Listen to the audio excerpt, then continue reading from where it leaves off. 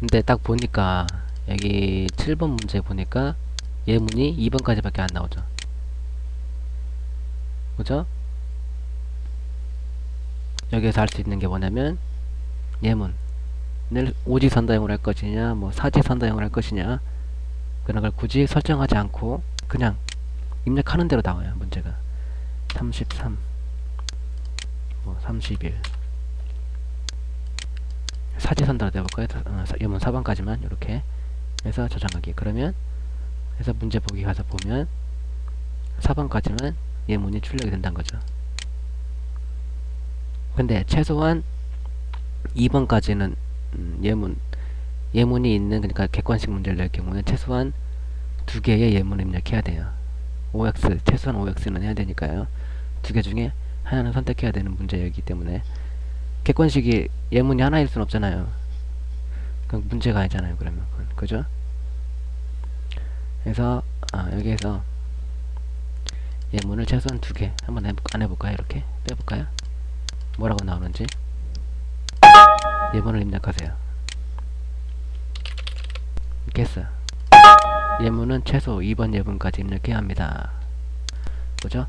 최소한 2번째까지는 예문을 입력을 해야 된다는 얘기예요. 34가 정답이 35 저장하기. 됐죠?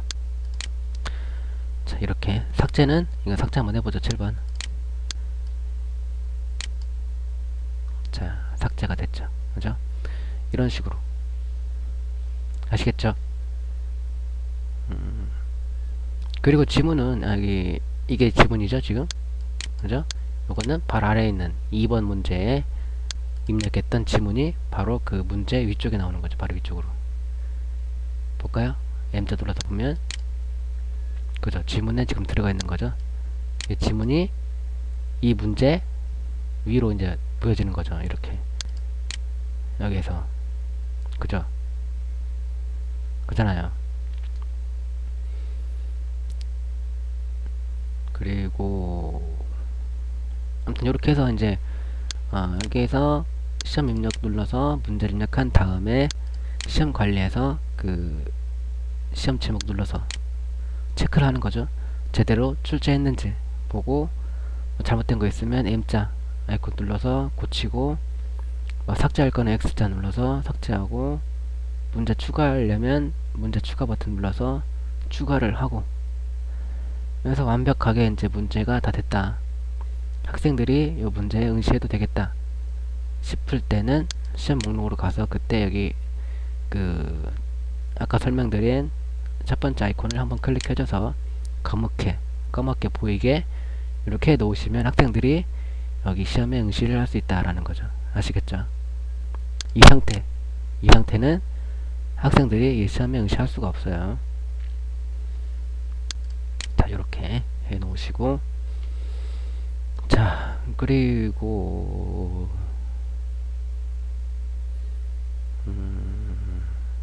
이 끝에 있는 알자 있죠? 알자.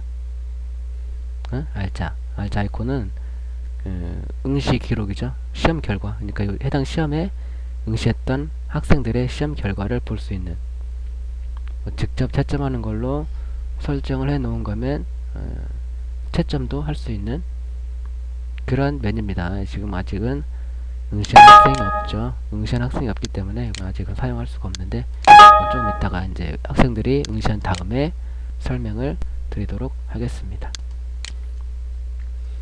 자, 그리고 중요한 게 또 있는데 뭐냐면 그 시험에 그룹을 바꿀 수도 있어요. 선택을 해요. 바꿀 거를. 그죠? 그래서 아래쪽에 있는 그룹 버튼 눌러서 선택된 시험의 그룹을 변경하시겠습니까? 확인. 자, 뭘로 바꿀 거냐? 상위 그룹을 뭐 지금은 영어 1번 영어 상식이죠? 영어 1번에 공포 영화로 바꿔볼게요.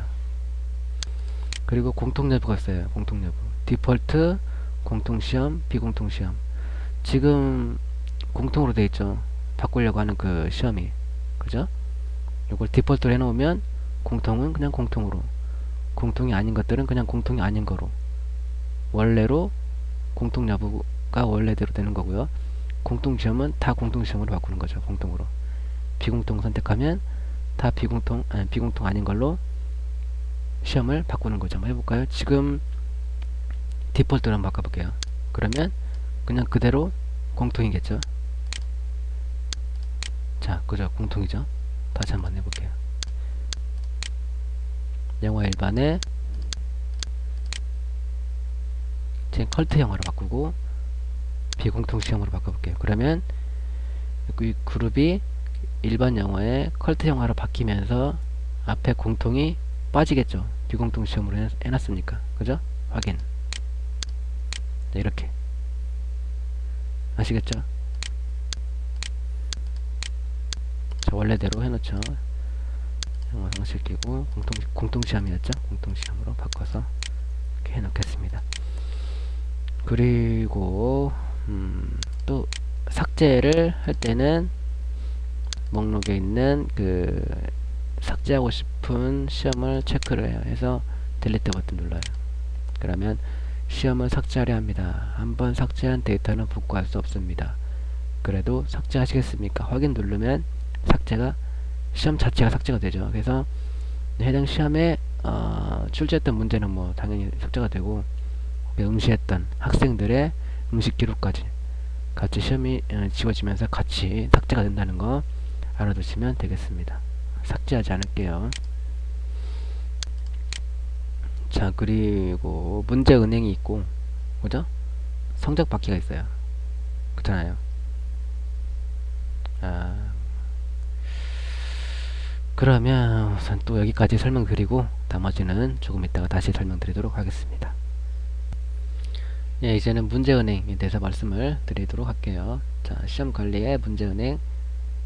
문제은행이 뭐죠? 기존에 출제했던 문제들을 가지고 다시 조합해서 새로운 문제로 출제를 하는 거죠.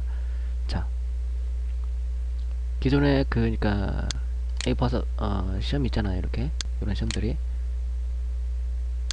여기서 출제하고 싶은 문제가 포함되어 있는 문제가 출제되어 있는 시험을 선택을 해요. 그래서 문제은행을 클릭. 자, 출제된 문제로 시험을 만들려 합니다. 계속 하시겠습니까? 확인. 그러면 선택한 시험들이 첫 번째 시험이고요. 이건 두 번째 시험이죠. 그죠? 두 번째 시험도 보이고 이렇게 선택한 시험이 전부 다 보인다는 얘기예요. 시험 문제들이. 그리고 각 문제들 위쪽에 보면 문제 선택이라고 있어요. 그죠? 문제 선택, 문제 선택, 문제 선택, 문제 선택. 이것도 마찬가지. 두 번째 문제도, 두 번째 시험도 문제 선택, 문제 선택. 그죠? 각 문제 앞에. 그죠? 선택을 하는 거죠. 여기서 선택. 출제하고 싶은 문제를 선택. 이거 하나, 첫 번째 시험에 하나만 하고요. 두 번째 시험에 이거 하나, 둘, 셋 해서 총 4개의 문제를 조합을 할게요. 해서 출판하기 누르면 돼요.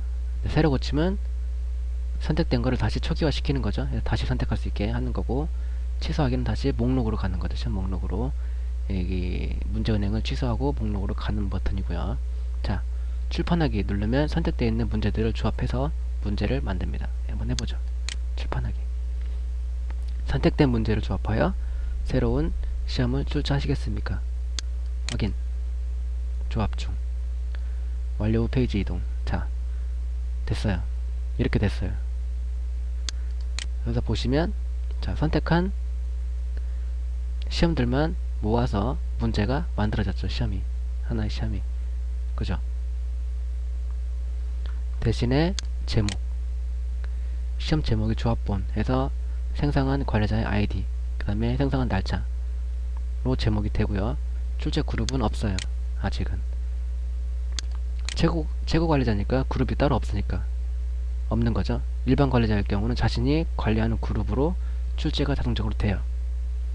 근데 최고 관리자는 그룹이 없죠. 따로 그룹이. 그래서 그룹이 안 보이는 거죠. 없는 거죠. 아직은. 이렇게 되면 시험 설정하는 부분 가서 이 부분을 설정을 해주면 돼요. 뭐 제목도 바꾸고 그룹도 바꿔주고 이렇게 해서 설정을 다시 해서 저장하기. 그러면 돼요. 그럼 바뀌었죠. 아시겠죠? 이런 식으로 그룹을 관리할 수가 있어. 아니, 문제은행을 이용해서 기존에 출제했던 문제를 다시 출제를 할 수가 있게 되는 겁니다. 뭐 어려운 거 없죠? 그럼 여기까지 하도록 하겠습니다.